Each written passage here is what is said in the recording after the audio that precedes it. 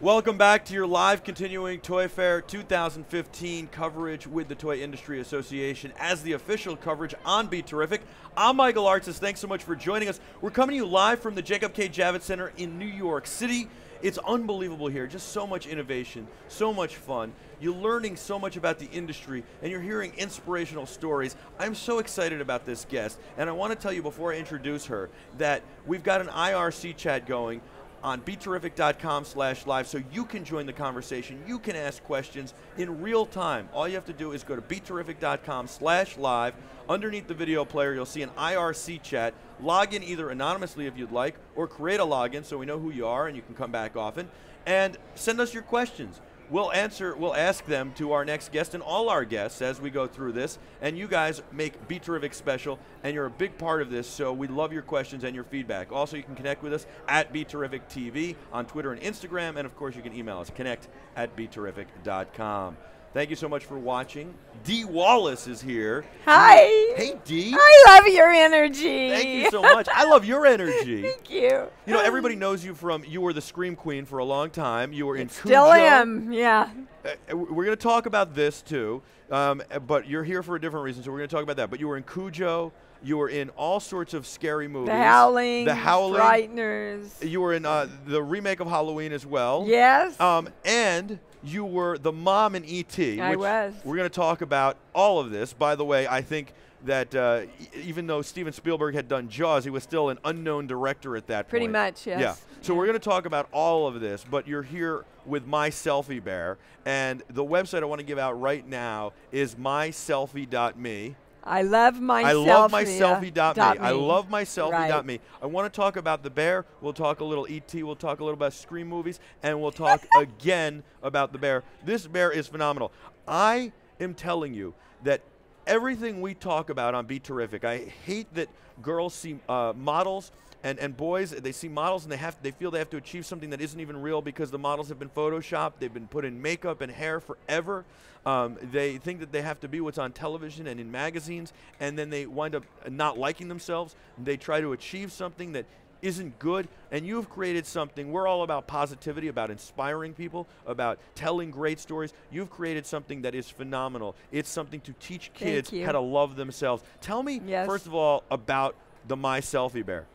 All right, MySelfie, it's called that because it's all about the child's self. Our personality is absolutely ingrained, planted in us by the time we are 6 to 7 years old. And unfortunately, most of us, even those of us like myself who wanted to be really, really great parents, are taught to teach our children that they are worth what they can do, how well they can compete, what lessons they go to, you know, instead of who they are. That there's, if we could all wake up in the morning and look in the mirror and go, I love you, you're fabulous, you're magnificent, and I'm so glad you're here, you know, then the world would be a much happier place. So this little guy says 12 really empowering statements. The child pushes the paw. I love to dance. I love my body. I'm so loved. The important thing, though, is that the child says it back to the bear. So the bear says, I love my body, and the child says, I love my body.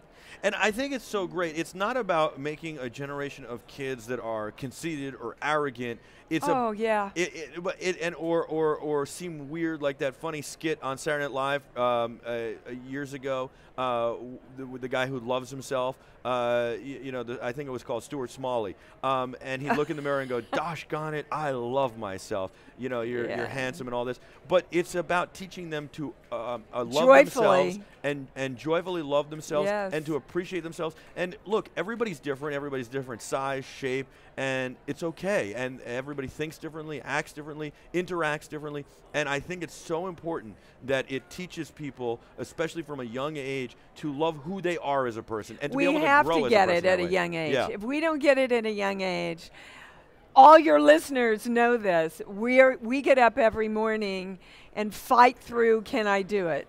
Fight through, am I going to be good enough? Am I right? Am I smart enough? You know, and when you have that instilled in you as really who you are, that I'm awesome just because I'm here, the power that that gives you in your relationship to yourself and therefore your relationship to the world and everybody in it vastly changes. It's one thing for your mom to go, "Oh, honey, you're so pretty," and you saying, "Yes, I am pretty." Did you right? look? You're beautiful. Here's a picture of you and ET. You're a beautiful woman. Beautiful, beautiful woman. Okay. You're beautiful today. You were beautiful back then. Thank Did you you. feel beautiful back then, especially being Never. in Hollywood? It's so hard. Never. I was a cheerleader. Yeah. I was homecoming queen, and inside, when ET came out, inside I went, "Really? Why me? Why am I a fake? Do they not see who I never." I was sitting with my daughter, my 26-year-old daughter, who is an actress now. We were looking at some of my beginning things, and I went, "Oh my God, I was pretty." Well, It's that's amazing, yeah. sad. That's very sad. We want our children to see the truthfulness of the amazing, beautiful beings that they are. And when I came up with this idea, because also was a high school teacher. Okay. I have a teaching degree. I'm a life coach. I do personal sessions with people all over the world every day. And the one core thing is that they cannot see themselves as great. Yeah. And You know why it's the hardest thing? I'm going to tell you. You would talk to all these inventors, all these creatives. Everywhere you go, people want to tell you how you're not good enough, you're not going to do it, you can't do it, your product's not good enough, your idea's not good enough, it's not going to happen, you're not dressed right, you're not wearing the right clothes, your tie's not on right, you're not eating right, you don't look right, you're not this, you don't fit into this mold, well, you're not smart enough. welcome to him. But that's why this is so important. It's And vitally important. you face it every day. You walk outside, you're facing a barrage of negativity, and this is why you got to start at a young age to fight it. Look, And this is the core of bullying, bulimia, anorexia, were you ever gang Did you ever go involvement. through bulimia or anorexia? No, being in I did Hollywood? not. Excellent. I'm glad that No, you didn't. I did not. And what about, how did you come up with the bear? You know, I came up with the bear it began when my daughter was born, believe it or not, Did 26 you not want her to years go ago. into acting? No, I wanted her to do what made her happy. But in the back Hold of your on. mind, was there like No, never. Okay. Never. She came out, she was dancing in my womb. She was. She was dancing, and she came out from the day she was born. You'd put on music, and you could see her little body change.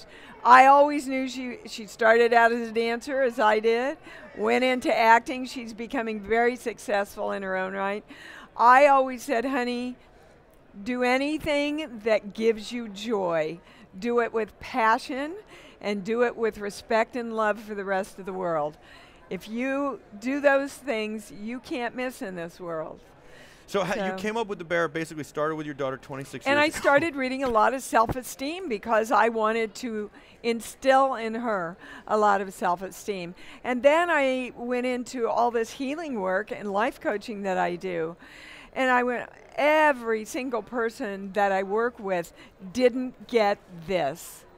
They didn't get in that little boy or little girl that runs us all, by the way. Our little boy and our little girl still is running the show. Whatever fear that you had instilled back then is running your adult self, I guarantee. You want to find out the answer of why you can't do something? Go ask what your little boy or little girl is feeling. Yeah, no, absolutely. And it's all about setting your mind to it. You can do anything that you set your mind to. If you love yourself enough to believe that. Yeah. But you see, we talk a lot about self-esteem, Yeah. right? But you cannot feel good about yourself if you don't have these core values of, yes, I'm awesome. So there's this bear and there's a little guy. There is a little backpack bear. He says the same. How much are they? Okay, Retail? Yeah. This will be about 28. Okay. Okay, this will be about 14. Excellent. And people will be able to get it, or at least they can find out on ilovemyselfie.com. I love my, this is literally, you guys are seeing this first. I love so it. I'd love to have your feedback. I'd love to hear, wow, I get it. I get why it's important. I get one for my kid, my sister. Somebody came up and wanted to buy a lot for the senior living facilities. Wow. And for children's hospitals. And because we all of us get, gosh, I wish I loved me more. Yeah, I think it's so true. And so we got to get our audience, the BeTerrific audience, to be the ones to send feedback and stuff. Let's talk a little bit about your movie career. Okay. Do you have a favorite movie that you were in? I do, Cujo. Cujo. Yeah. I love it. Most people think it's E.T., and I'm forever grateful for what E.T. does. It's still doing for the world. But as far as an actress, looking at her performance, I look at Cujo and go, wow, I just gave everything I had. Was it a hard film to work on? You think? Yes, it was the hardest thing I ever did. Were there ever, I know that there's sets and it's all, put together. You got 20 camera people and directors of photography around and a director and all this stuff. But when you're in movies like this, do you ever get scared? Is there ever a moment where you're really creeped out by something? Yes, and it's different than most people think it is, because as an actor, you know that you have to go over a line. If I don't go over the line, you don't go over the line with me, basically. So it's not like, oh my God, I'm really going to die here. But it's, oh my God, I have to go to that place where I know what it would be like to experience being in the fear of dying here. How do you do that? I don't know. You just do. You choose to. It's a high. It's a rush. It's what we do. What was the hardest part about Cujo? Oh, well, certainly not working with Danny Pintaro. I was so blessed to have that little boy. There were 13 dogs. Most people don't know this. Oh, really? 13 dogs in Cujo, all trained by the amazing Carl Miller to go after toys. So all the dogs on action, Carl would go, dig for your toy. And so they'd go, right. But we were tying their tails down with fish wires because it was all a big game for them. Right. So the hardest thing absolutely was maintaining the energy level. Every scene was, how do I break down? When do I break down? What level do I break down? It was hard. My adrenals were totally blown by the end of the shoot. When you got the script, were you like, I've got to do this movie? Or were yes. you were? You knew immediately? You kidding? A tour de force role for a woman like that? And it was, all my roles, if you look at them, even though there are a lot of horror films, they're all about the human predicament. And Cujo was all about a mother's love. There's nothing I would not do for my kid. Nothing. I would lay down my life for my daughter. The Howling was all about, the good and the bad and the beast in all of us, opposed to that part of us that goes, no, come back here. This is who you want to be. Right? So I'm very attracted to anything like that. It's very cool, very interesting. Now, you've done a lot of TV as well. I have. How is it different doing TV and doing film? TV is usually faster, usually a lot more controlled. Mm-hmm. You are given room to bring in some of your ideas, but it's pretty locked in by the script. Whereas a film, especially if you star in films, what are your ideas? I think we could shape this scene a little. Like the end of Cujo, the end of the book, the little boy dies. I said, no, we can't do that. Right. You can't put people through 2 hours of what we're going to put them through and kill the kid. Well, at the end, Stephen King writes us and says, thank God you didn't kill the kid. It's the most hate mail he'd ever gotten. Wow. And I could imagine that that's also hard to do, because the great Stephen King might have also said, how could you not kill the kid? He could have gone the other way. I mean, it's great that he went that way, and I think you were. And I'm you were sure right, yeah. he was probably asked before that we did Yeah. it, but I thought it was all me. I wouldn't want to be on that phone call, by the way. Listen, Dee Wallace says that we can't kill the kid, and we kind of agree with her. How do you feel about that, Stephen? Stephen? Yeah. Right? Yeah. Anyway. Well, but I really felt passionate about that, Yeah. especially back in the 80s. Did he he- didn't do stuff like that. Oh, even today you don't. It does not, by the way, it does not score well to this day with audiences when you make them sit through that and then you kill the kid. No, you don't hurt or a you do something child. like that. You don't, yeah. Do you did Steven ever come visit the set? Did you meet him? Yeah, he was there, I think, the first day. Okay. Very lovely gentleman, very quiet. Do you ever talk to him about how he wrote the character and stuff No. like that? No. No. And did he ever tell you, have you spoken to him since, where he ever said, like, I love the way you played this? Or Oh, it's all over the internet. Yeah. He says, But I mean, all have you ever? No, I haven't, but he's very gracious. He Yeah. says I should have had the award for it. but nothing. I would agree. It was remarkable. Very, very remarkable. gracious. Thank you. And I don't know if you know that there was a goalie named Curtis Joseph for the St. Louis Blues for many years, hockey, who paid homage to Cujo, kind of became his nickname, and he had the Cujo dog on his hockey helmet. Oh my gosh, Yeah. I should know that, but I don't. No, that's all right. I mean, it's just That's it's cool great. I can tell you that when I do conventions Yeah. and stuff, people bring up these little chihuahuas and they go, his name's Cujo. That's pretty cool.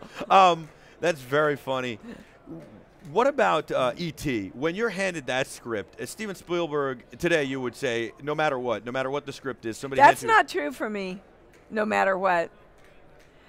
even if somebody. No matter what. If Spielberg called you up and said, I look, would we've say got this I need to relationship," read the script. You would Steven. say that to Steven. And when I got the script, I said to my agents, I need to read the script, and they went, Dee, it's Steven Spielberg. I said, exactly. And if I'm going to do something for Steven Spielberg, I have to know that I can do the very best I can do. I have to know that I can take that part and become her. Yeah. So I'm a professionals just go, oh yeah, give me something, I'll do it. They don't do that. No. But he wasn't even he was Steven Spielberg, and he was starting to come into his own, but he wasn't Yeah. Steven Spielberg. Yeah, but like within today. the business he Right, was. he was Raiders had just Sure. come out. Yeah. So we knew in the business. And you still said, and your people must have been like, Dee, you're crazy. Yeah, that's, and I said, I have to read the script. So I had to go over to the studio behind locked doors. That's how much secrecy there was. It was called A Boy's Life. Okay. And I read the script, and I remember calling my agent. I'm not a real blonde. I'm going to say that before I say this. And said, it's a nice little script. I don't think it's going to do much for me, but it's going to do a lot for the world, and I want to be a part of it, which is very much how I look at MySelfie. I think it's incredibly important that those of us who have a voice stand up and go, we need this in this world. So you immediately knew, that was going to be one of my questions. You Oh. immediately knew once you read it that this is going to Melissa change the world. Matheson's script was, yes, it was, to this day is, a heart film that changes people's lives. I have people come up to me, one miracle story, a lady came up with tears in her eyes. She had a son who was autistic, who was 10 years old. Never heard him speak a word in 10 years. She took him to see the re-release of E.T., and on the way home, he started saying every line that E.T. said. I mean, that has got to tell you that this film transcends something in us. It absolutely You does. It does. It's the truth. It's telling the truth. Keep your heart open. Be in love. You get back home. Yeah. It's, the Wizard of Oz. I you had the also- power all along, Dorothy. We've heard it so often. And I also think the message was to accept people who are different, too. I think that's an underlying Absolutely. message. Because E.T., while not a person, the family takes him in and accepts him. Could be different, could be scary. Right. Yeah. Absolutely. How Yeah. was that different from, you're used to playing Scream films, where you're running from being terrified and you're playing. Well, most of those came after E.T. I did The Hills Have Eyes. Okay. The very beginning of my career. And then The Howling, and they saw me in The Howling. Then I did 10 with Blake Edwards and Dudley Moore. And then a Cujo came after E.T., and then a lot of more horror films. I'm a great screamer. Can we hear a scream? Oh, at a toy fair, really? Just a little. Come on. Oh, the audience wants it. Seriously. There. You actually, I'm not now, kidding. See, they're going to freak out back there. That scared me because I wasn't ready for it. That's an actor for you, babe. Thank you. That was unbelievable. They're dying behind the camera. I want you to know everybody's dying back here. And Ben thinks, he wanted to write in that he thinks the directors would appreciate actors like yourself asking to see the script and not just taking it because they want to work with Steven Spielberg or something. What was he like to work with? I've interviewed him, and to me, he's one of the most intelligent people I've ever interviewed. Incredibly His mind goes somewhere completely different, and he thinks about things on a completely different level. And he thinks about things 5-10 years in advance. Yeah. You know, that's why, you know, he put Jaws in E.T. and he put dee-dee-dee-dee-dee-dee-dee because he knew he was going to do, what's that from? What's the theme music? Da-da-da-da-da-da. Twilight Zone. Yeah, yeah. Twilight Zone. So he's always thinking ahead. He's brilliant at casting. Yeah. Nobody knew anybody in E.T., you know, but he picked exactly the right people. He always said that he picked me because I had this innocence and this vulnerability, and he wanted Mary to be like a little child. I got to ask you a couple of questions. I know we're a little pressed for time. You're amazing. Thank you so much. I'm not. You're not. Okay, excellent. There's one question I've been dying to know since I was a little kid.